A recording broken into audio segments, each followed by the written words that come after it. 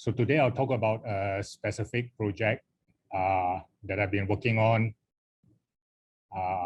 in the group on behavioral tracking to assess neurodegenerative diseases. But before that, I'll sort of give a broad overview of what I've been interested in. So in the last 9 or 10 years that I've been in BII, I've been interested in the problem of trying to model and understand cell migration in diseases.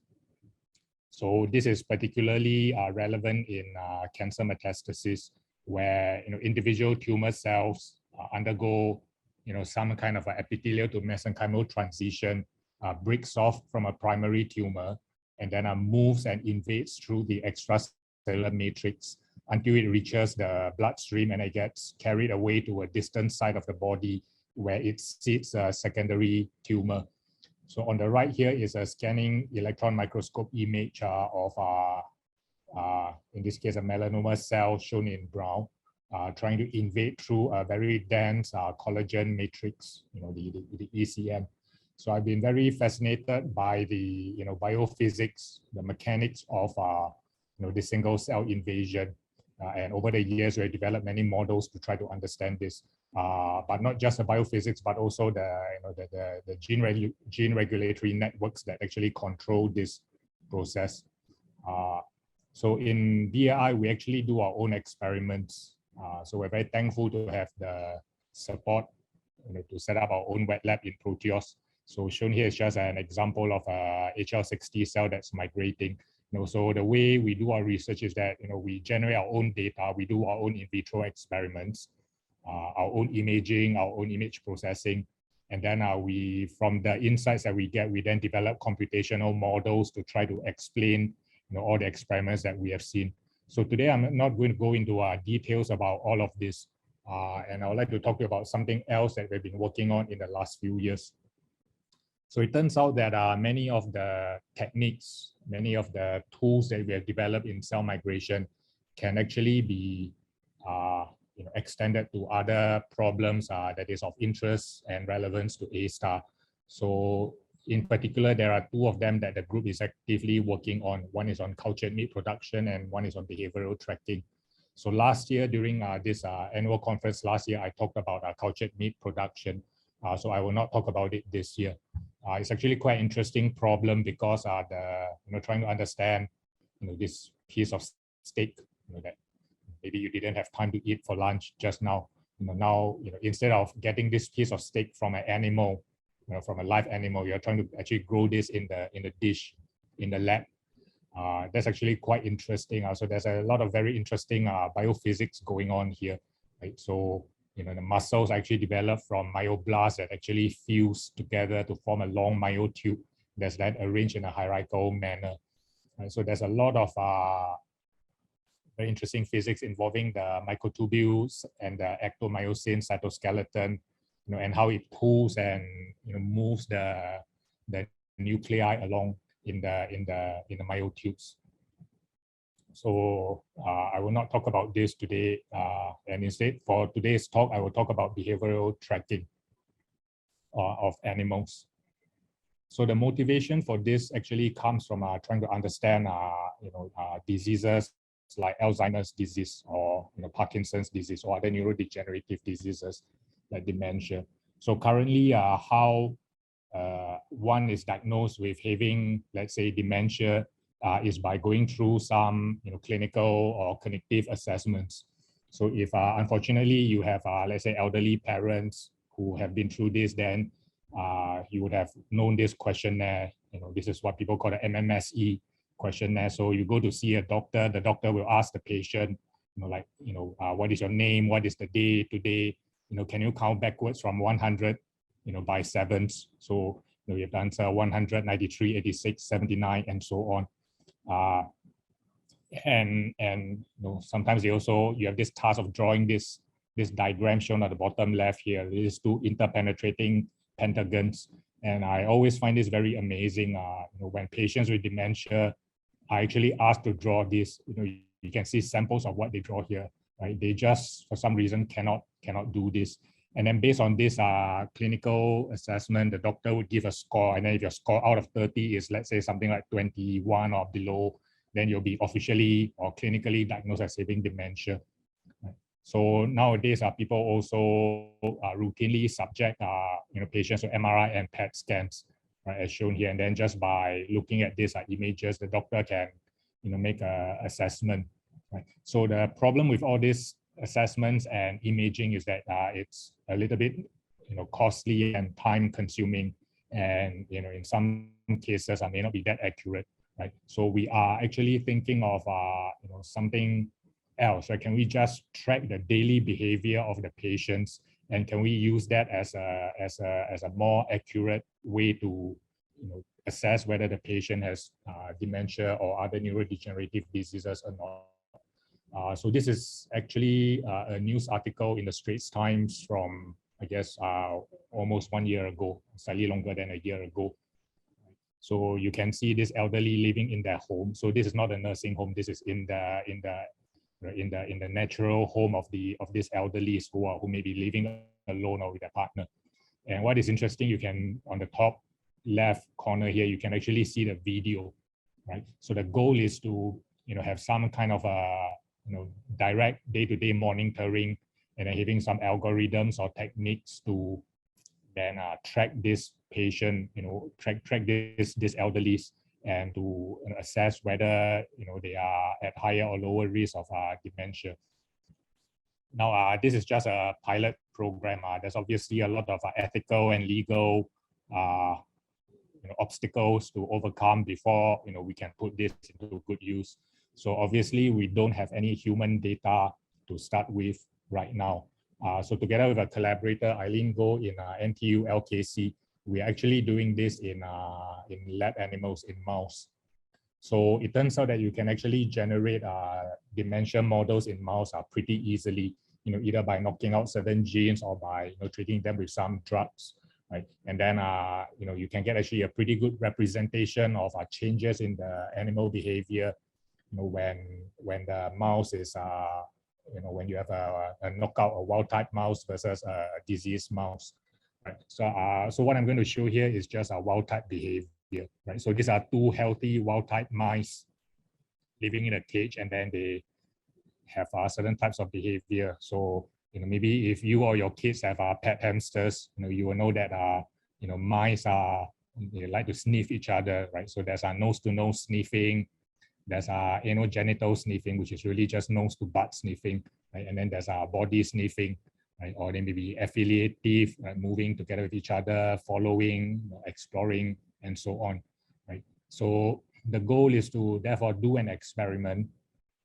So take a video of these interacting animals, and then to be able to automatically classify their behavior, right? Just like we would do with this video in the home of the elderly patients. Right? So the goal of this project is to use all these machine learning algorithms to automatically track this behavior. So in the old days, without all this automated behavior, the poor graduate student or postdoc will have to do all this manually. So they have to annotate the behavior frame by frame. So we sort of divide this tracking into two steps. So the first step is what we call feature extraction, where we try to estimate what we call the pose of the animal, by, for example, tracking the positions of key points of the body. And so we track the ears, the nose, and the track. Right? So we do this frame by frame. Right? So we get an estimation of the pose. And then once we have the pose estimated frame by frame, we can then apply classification. And later on, I will talk about the two methods that we've used, namely supervised learning and unsupervised learning. So the idea of so the idea is as follows, right? So you get a video, right? Then we run it through some, we can use deep learning or whatever algorithms are interested to get some pose. Then once we have the pose, we compute the features. Then you do a classification. Right? So in this case, if it's supervised, we can use a tree-like network to do the classification, and then we obtain the behavior. Right?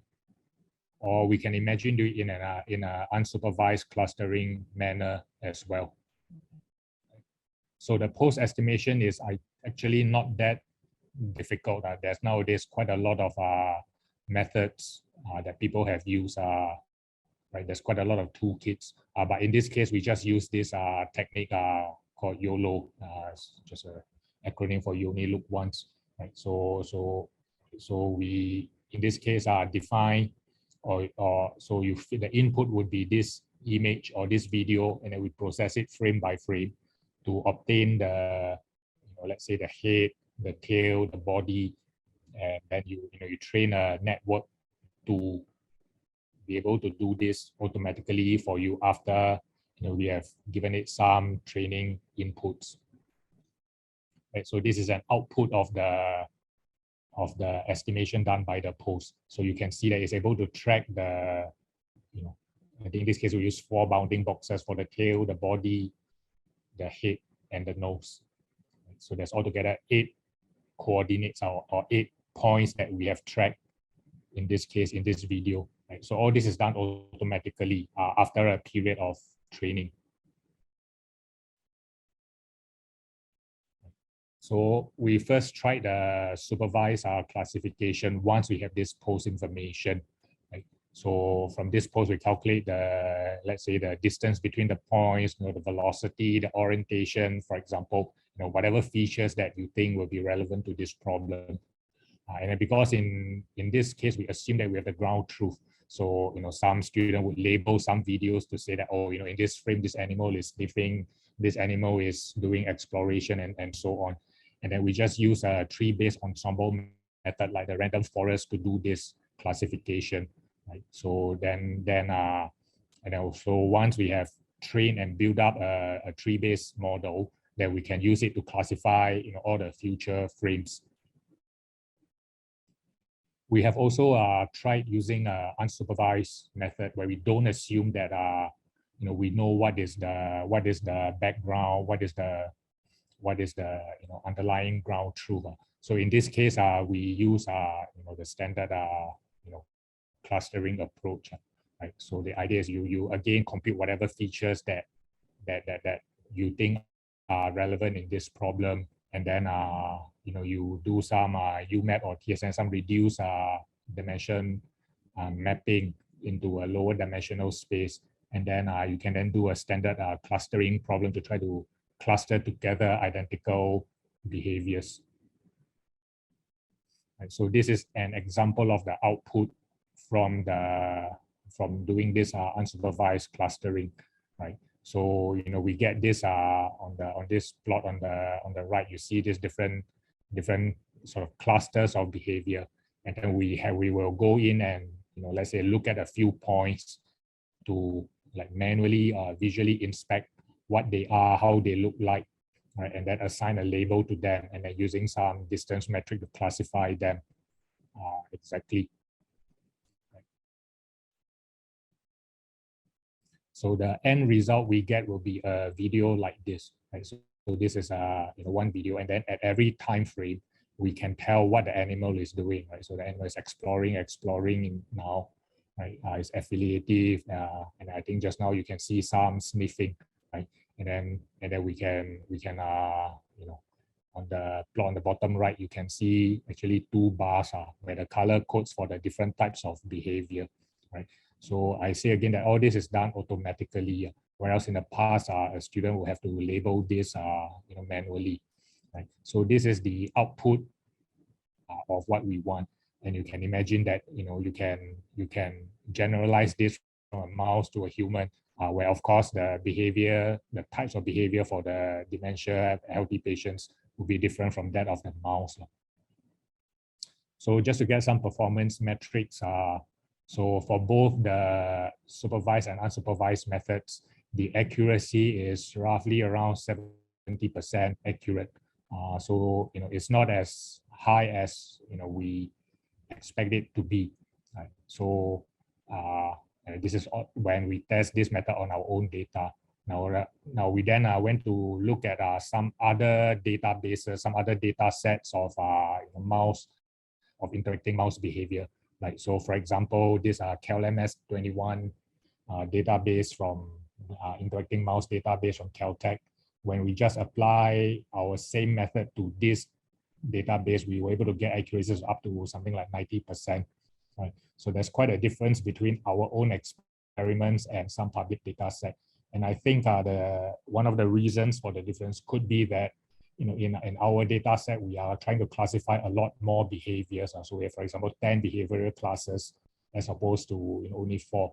It could also be because we don't really have that much data in our own experiments yet, although we can ask our collaborators to generate more data, and then we can try this. But this is sort of the state of where we are right now in this problem. Now I want to bring back to this picture. I think we're still some days away or some years away from being able to do this, right? But I think fundamentally the idea is, you know, like this. I know we have some automated tracking algorithm, some automated behavior classification, you know, and then we can, you know, detect behavioral changes over time, for example. So in the last slide, I'd like to sort of talk about something else that we are also in the process of doing, and that is to really understand the mechanisms that gives rise to these behaviors. So in a way, this is, you know, mapping the phenotype to the genotype, if you like. So together with a group in Tan Tock Seng Hospital, we are actually attaching inertial sensors. So these blue little boxes you see here are actually gyroscopes, accelerometers, and magnetometers. So we attach them to, in this case, the upper limb, the lower limb of this subject, of this patient. And then what you cannot see is that hidden in the sole of the shoes, these are pressure sensors. So these are pressure mapping insoles. Right. So the idea is that in addition to collecting the movement, we are now collecting kinematic and dynamic quantities. Right. So we're measuring the acceleration and also the pressures exerted on the foot. And then from this, we can build models or something that, you know, we've been able to do quite well. Right. So, you know, accelerations, pressures. Right. So right now, you know, balance of force, balance of torque. Right. And then we can have you know, rather than just a behavior, we actually have the dynamics of what is going on. And then I think it'll be very interesting to be able to now tie this in with muscle biology, right? So for example, we can then correlate, you know, patients with certain genetic defects that affects the ability to move their muscles, for example, how this changes, you know, the ability of the patient to exert force to move their limbs and so on. Right? So ultimately, we want to go from behavior to mechanisms, but I think this is again still somewhere into the future. So that's all that I have to say today. So the work that I presented today is done mainly by an RA Tianxin and also a master's student from NTU, Chen Jie, and was started by a former RA Hwee from the group who has now gone on to secure an AGS scholarship and is now doing a PhD at Oxford. And all the mouse experiments were done by my collaborator, Eileen Go at NTU LKC and her group there. So this is a picture of the group with an upper bound of 5. So we didn't break any rules in taking this photo. So that's all that I have to say. Thank you for your attention. I'll be happy to answer any questions.